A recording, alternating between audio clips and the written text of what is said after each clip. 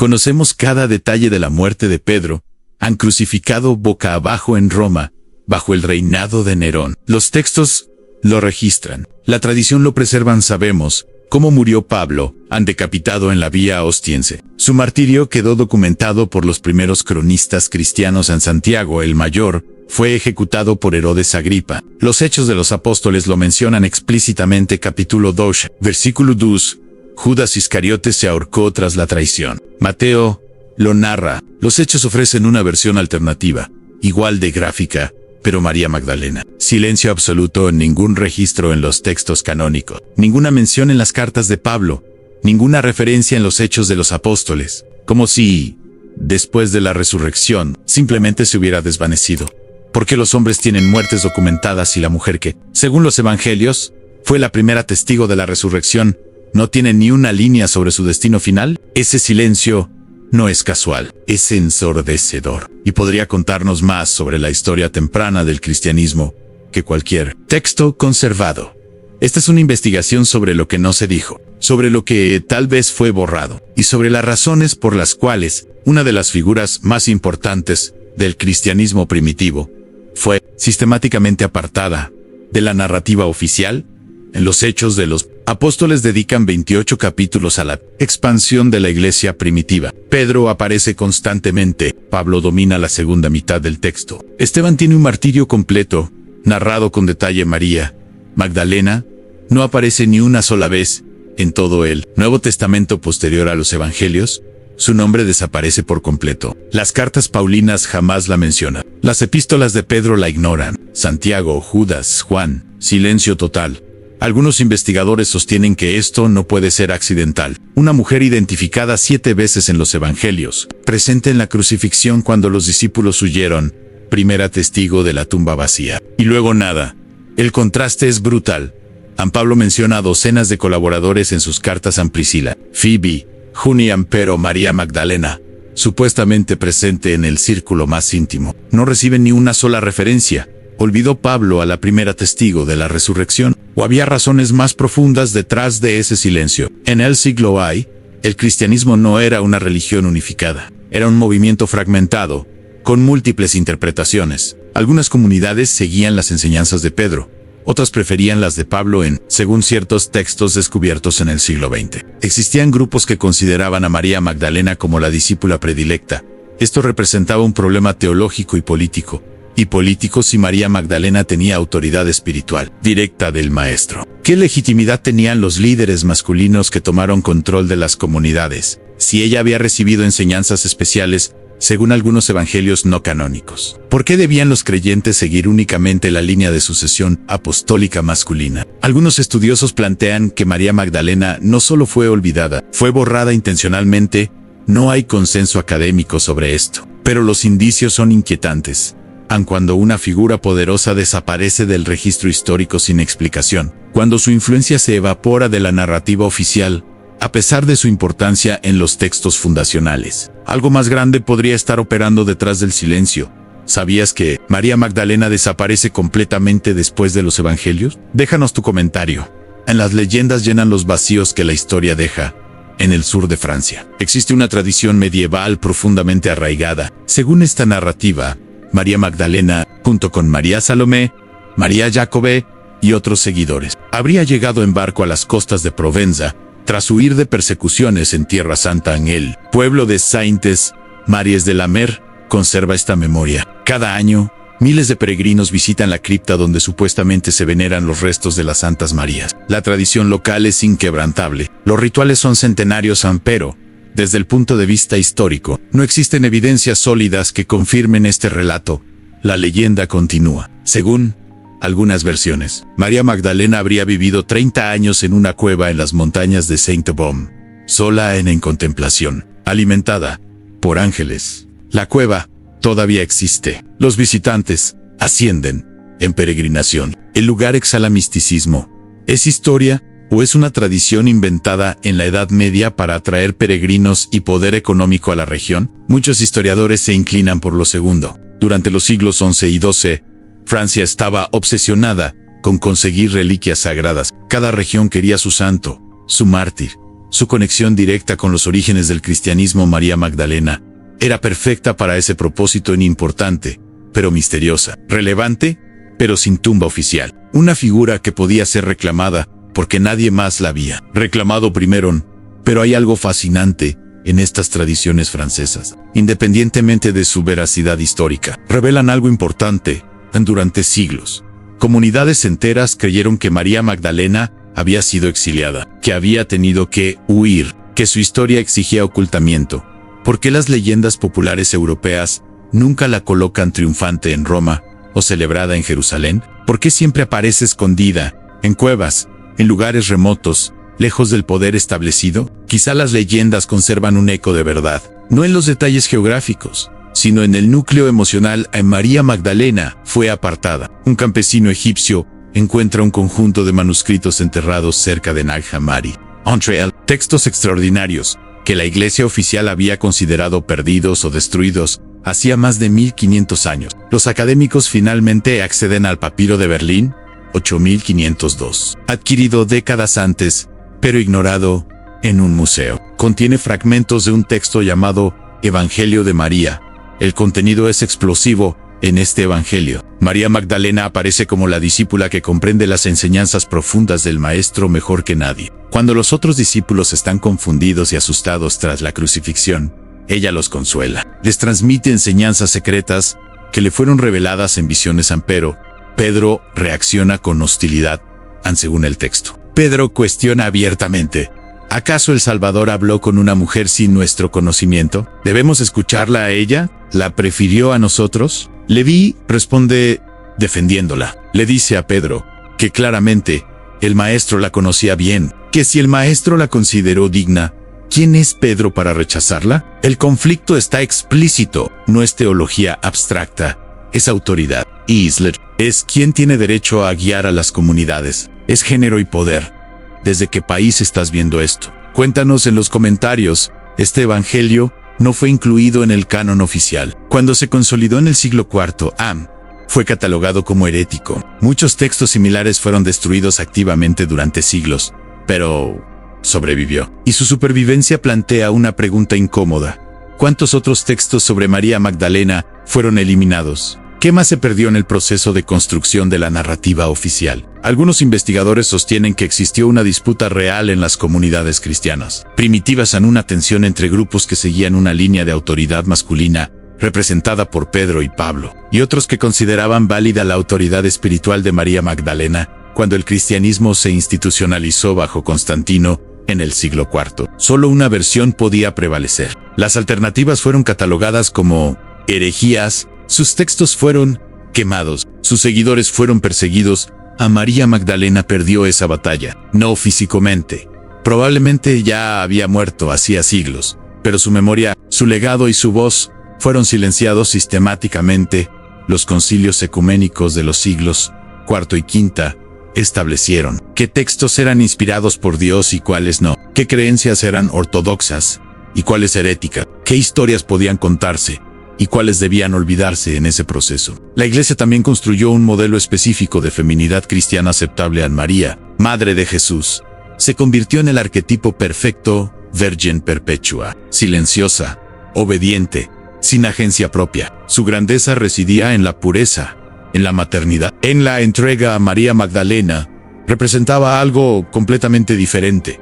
No era virgen según las tradiciones, no era madre, no era sumisa, era vocal, era líder, era testigo, independiente. Y, según ciertos textos, había recibido revelaciones directas sin intermediarios masculinos. En ese modelo de mujer espiritualmente autónoma, resultaba inaceptable para una estructura eclesiástica que concentraba el poder sacramental y doctrinal en manos de hombres célibes. Entonces, la Iglesia medieval hizo algo ingenioso. Fusionó a María Magdalena con otras dos mujeres mencionadas en los evangelios: la mujer pecadora, que ungió los pies de Jesús, y María de Betania. Tres figuras distintas se convirtieron en una sola, y esa figura única fue reducida a un solo rasgo: la prostituta arrepentida, durante más de 1000 años. María Magdalena fue predicada desde los púlpitos como ejemplo de pecado sexual redimido. Su imagen quedó congelada en ese rol. La discípula se transformó en la pecadora salvada, por la gracia masculina. En 1969, el Vaticano reconoció oficialmente que esa fusión era incorrecta, que María Magdalena nunca fue identificada como prostituta en los evangelios canónicos, que esa idea era una confusión de la tradición medieval, pero el daño ya estaba hecho. 14 siglos de narrativa no se borran con una nota al pie. Casual, algunos estudiosos dirían que fue una estrategia deliberada, neutralizar a una figura femenina poderosa convirtiéndola en símbolo de pecado sexual, transformar a la primera testigo de la resurrección en alguien cuya credibilidad quedara permanentemente manchada por un supuesto pasado. La historia del Cristo está llena de grupos catalogados como herejes, que fueron perseguidos, expulsados o eliminados: gnósticos, arrianos, cátaros, valdenses. En muchos de estos grupos veneraban a María Magdalena de formas que la Iglesia oficial consideraba inaceptables. Los cátaros, especialmente, la veían como figura central de su teología en el siglo XIII. La Iglesia Católica lanzó una cruzada interna contra los cátaros del sur de Francia, la Cruzada Albigense. Miles murieron. Comunidades enteras fueron destruidas. Sus textos fueron quemados. Sus tradiciones fueron borradas. Entre esas tradiciones borradas, había relatos sobre María Magdalena. Algunos historiadores han sugerido que los cátaros preservaban versiones alternativas de su historia, versiones que quizá conectaban con las antiguas leyendas de Provenza, versiones que la colocaban como maestra espiritual y líder de comunidades. Todo eso desapareció en la hoguera. Este patrón se repite constantemente. Figuras femeninas con autoridad intelectual o espiritual son sistemáticamente suprimidas cuando desafían estructuras de poder. Anipatia de Alejandría es otro ejemplo. Filósofa y matemática brillante del siglo IV, asesinada por una turba cristiana en el año 415 en su biblioteca, fue destruida. Sus escritos se perdieron casi completamente. No es idéntico al caso de María Magdalena, pero el eco histórico es perturbador. Mujeres con conocimiento, mujeres con voz, mujeres que no se someten a los roles prescritos, borradas una y otra vez. Entonces, ¿cómo murió realmente María Magdalena? Nadie lo sabe con certeza. Pero existen al menos 3 tradiciones principales que intentan llenar el vacío. La primera afirma que viajó a Éfeso con María, la madre de Jesús, y el apóstol Juan Añé habría vivido tranquilamente hasta morir de causas naturales. Es la versión más conservadora y menos conflictiva. A María Magdalena se retira y desaparece en silencio. A la segunda la coloca en Roma. Según esta tradición, habría viajado a la capital del imperio para evangelizar. Algunos relatos la conectan con el emperador Tiberio, a quien supuestamente le habría entregado un huevo como símbolo de la resurrección. Habría muerto allí, quizá como mártir durante alguna persecución imperial.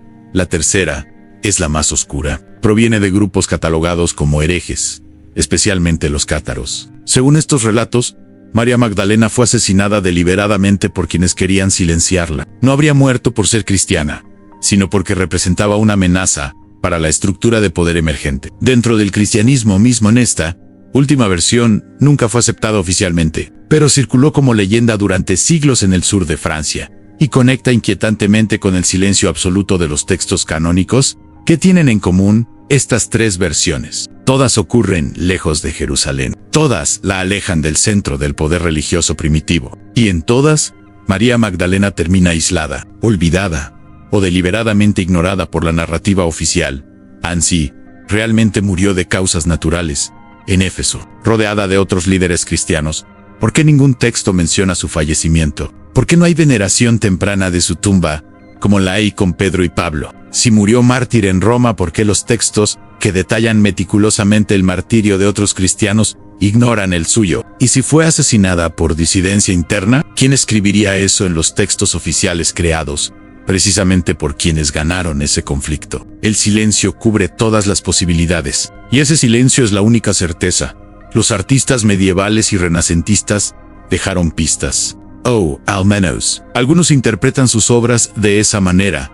María Magdalena aparece con frecuencia en la pintura cristiana, sosteniendo un frasco de alabastro, referencia a la mujer que ungió a Jesús. Pero algunos investigadores sugieren que el frasco simboliza algo más: un conocimiento oculto, enseñanzas secretas, un recipiente que guarda misterios imposibles de revelar abiertamente. En ciertas iglesias francesas, aparecen figuras de Magdalenhaus Negraus, estatuas oscuras asociadas a ella. Su significado es debatido. Algunos ven conexiones con antiguas diosas del Mediterráneo, otros las interpretan como símbolos de gnosis esotérica. La mayoría de los historiadores del arte afirma que podrían ser el resultado de siglos de humo de vela, ennegreciendo la madera, pero la interpretación simbólica persiste en algunas representaciones. María Magdalena sostiene un libro, no un frasco. Un libro cerrado. Para ciertos estudiosos del simbolismo religioso, eso representaría el evangelio perdido, las enseñanzas suprimidas, el conocimiento que ella poseía y que fue ocultado. ¿Es verdad histórica o proyección moderna? Imposible saberlo. El arte es ambiguo por naturaleza, pero resulta fascinante que durante siglos, incluso cuando la narrativa oficial la reducía a prostituta o a gepenchida, los artistas siguieran asociándola con símbolos de sabiduría, conocimiento y misterio, aunque quizá intuían que había más en su historia de lo que la institución admitían hoy. 2000 años después, seguimos sin saber cómo murió María Magdalena. Seguimos sin poder rastrear sus últimos años con certeza histórica, pero hemos aprendido algo crucial sobre el silencio. El silencio en la historia nunca es neutral, siempre es político. Siempre refleja las prioridades y los prejuicios de quienes controlan la narrativa durante siglos. La historia del cristianismo fue escrita casi exclusivamente por hombres, para comunidades dirigidas por hombres, dentro de estructuras de poder masculina. En ese contexto, una mujer con autoridad espiritual directa representaba una anomalía incómoda, a más fácil olvidarla, más seguro ignorarla, más conveniente reducirla a un rol que no amenazara el orden establecido. Pero los textos perdidos están apareciendo. Los manuscritos enterrados están saliendo a la luz. Y cada descubrimiento arqueológico añade complejidad a una narrativa que durante demasiado tiempo se presentó como simple y única. María Magdalena probablemente nunca será recuperada por completo. Ha pasado demasiado tiempo. Se destruyeron demasiados textos. Se silenciaron demasiadas voces. Pero su ausencia grita más fuerte que muchas presencias. Nos recuerda que lo que no se dice es tan importante como lo que se dice, que los vacíos del registro histórico son sitios de investigación, no de aceptación pasiva, y que cuando una figura desaparece misteriosamente de la narrativa oficial, vale la pena preguntar quién se benefició de esa desaparición, y nos desafía a buscar nuestra propia comprensión espiritual más allá de las narrativas oficiales, a no aceptar pasivamente lo que nos han dicho, a hacer preguntas incómodas, a llenar los silencios con investigación, pensamiento crítico y libertad interior.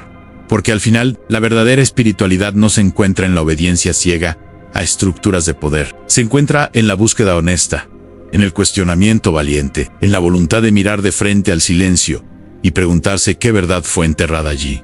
María Magdalena permanece envuelta en misterio, pero ese misterio nos invita a convertirnos en investigadores de nuestra propia fe, a no conformarnos con respuestas fáciles, a atrevernos a imaginar que la historia pudo haber sido diferente. Y quizá, en ese proceso, encontremos algo más valioso que certezas históricas, la libertad de construir nuestro propio camino espiritual. Si este documental te hizo pensar diferente sobre la historia del cristianismo, ayúdanos a seguir investigando. Dale like, suscríbete al canal y activa la campanita para no perderte nuestros próximos documentales. Cada semana exploramos los misterios y silencios de la historia que nadie más se atreve a tocar. Déjanos en los comentarios qué tema quieres que investiguemos después. Tu apoyo hace posible que sigamos haciendo este trabajo. Nos vemos en el próximo misterio.